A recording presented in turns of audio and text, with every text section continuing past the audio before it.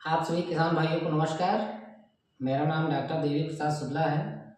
मैं एक कृषि विशेषज्ञ के पद पर कार्यरत हूँ। आज मैं एक बहुत महत्वपूर्ण विषय पर चर्चा करूँगा।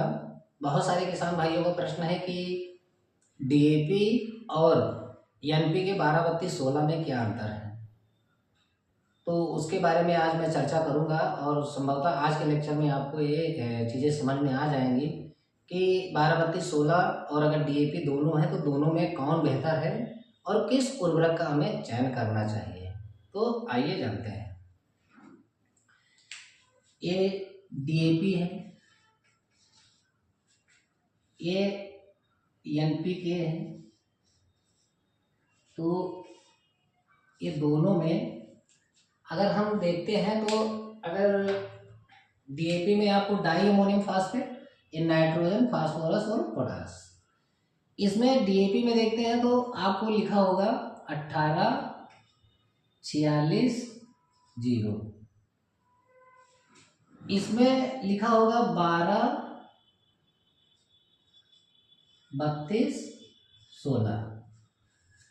आपको ये इससे समझ में आ गया होगा कि किसमें कौन से पोषक तत्व पाए जाते हैं। आपको मैं एक बता दूं, हमारे जो पौधे को पोषक तत्व की आवश्यकता होती है, 17 पोषक तत्व की आवश्यकता होती है। जो 17 पोषक तत्व हैं, 17 पोषक तत्वों की आवश्यकता होती है। अगर हम डीएपी में बात करते हैं तो 18% क्या पाया जाता है, नाइट्रोजन पाया जाता है। इसमें 46% क्या पाया जाता है, इसमें P2O5 पाया जाता है। और अगर ये 0 की बात करते हैं तो 0% इसमें क्या पाया जाता है, पोटास पाया जाता है। मतलब ये डीएपी जो है 2 पोषक तत्वों वाली खाद है, 2 पोषक तत्वों वाली उर्वरक है। इसमें 2 ही पोषक तत्व पाए जाते हैं। अगर एनपी के 12-32-16 की बात करते हैं तो 12% इसमें क्या पाया जाता है, नाइट्रोजन, 32% क्या पाया जाता है, इसमें फास्फोरस पाया जाता है, और 16% क्या पाया जाता है, इसमें पोटास। इसको हम कह सकते हैं 3 प्राथमिक पोषक तत्वों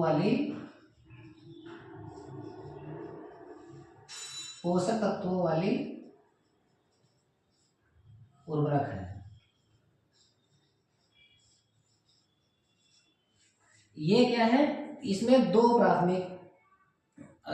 प्राथमिक वाली पोषक तत्वों वाली खाद है।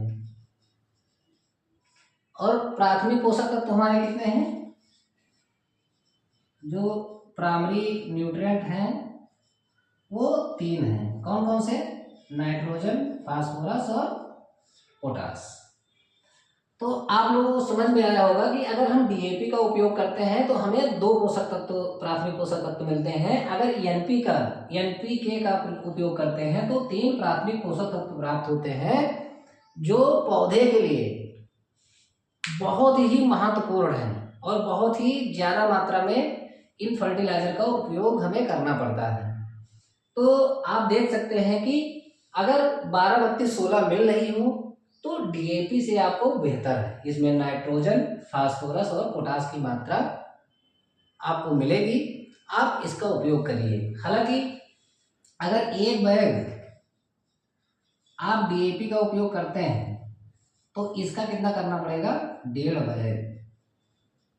अगर मान लीजिए सपोज करिए कि हम गेहूं धान की बात कर लेते हैं तो 24 kg फास्फोरस अगर हमें देना है तो 1.5 बैग, अगर 1.5 बैग हम 12-32-16 देंगे तब लगभग 24 किलो मात्रा आएगी, और 1 बैग अगर डीएपी दे देंगे तो फास्फोरस की मात्रा आएगी। लेकिन इसमें क्या है, आपको पोटास अलग से नहीं मिलानी पड़ेगी, ये एडवांटेज है। तो ये फायदा होगा। इस आधार पे हम कह सकते हैं, और आप लोग भी आज डिसाइड कर सके होंगे, इस वीडियो के माध्यम से कर सकेंगे कि एनपीके बेहतर क्यों है डीएपी से, और इसका क्या वैज्ञानिक आधार है, और कितने बैग हमें उपयोग करना चाहिए। तो हमारे किसान भाइयों को और हमारे जो पढ़ रहे हैं छात्र, उनको भी ये वीडियो समझ में आया होगा कि दोनों में कौन सा उर्वरक बेहतर है। और आप कमेंट सेक्शन में भी जा करके बताइए कि दोनों में क्या अंतर है और कौन सी फर्टिलाइज़र अच्छा है हमारे किसान भाइयों के लिए। और अगर ये वीडियो समझ में आया है तो आप हमारे चैनल को सब्सक्राइब करिए और सपोर्ट करिए। आप सभी का बहुत बहुत धन्यवाद।